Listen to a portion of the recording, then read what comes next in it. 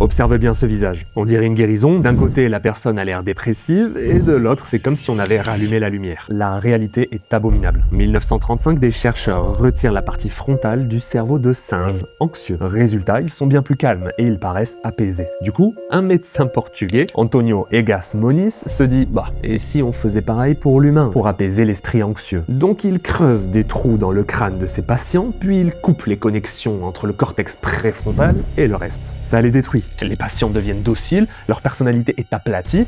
Pourtant, malgré la controverse et malgré la destruction, Moniz empoche un prix Nobel. Oui, ces gens anxieux sont bien plus calmes, donc apparemment ça convient au jury. Mais tiens bon, le pire arrive. L'idée s'exporte aux États-Unis quand Walter Freeman veut aller plus vite pour moins cher. Du low cost, oui, pas de bloc opératoire et pas d'ouverture de crâne pour lui. Mais s'il ouvre pas le crâne, comment il fait? Freeman, lui, va endormir ses patients au choc électrique. C'est bon? Puis il glisse un pic par l'orbite et il tape au marteau, puis touille les fibres frontales pendant 7 minutes. Le gars traverse les États-Unis entiers dans sa lobotomobile. Son record, c'est quand même 2 douzaines d'opérations en une seule journée. Alors, ces photos, en fait, avant-après, c'est sa promo. Il les brandit pour convaincre de la posture, des accessoires, des sourires. En fait, un récit de guérison pourtant très loin de la réalité macabre. Des vies définitivement ralenties, diminuées, des crises régulières et plusieurs décès. Un carnage, d'autant qu'arrive dans les années 50 les tranquillisants. Il faudra quand même attendre 1967, après un énième décès, pour que ce cinglé de Freeman soit stoppé.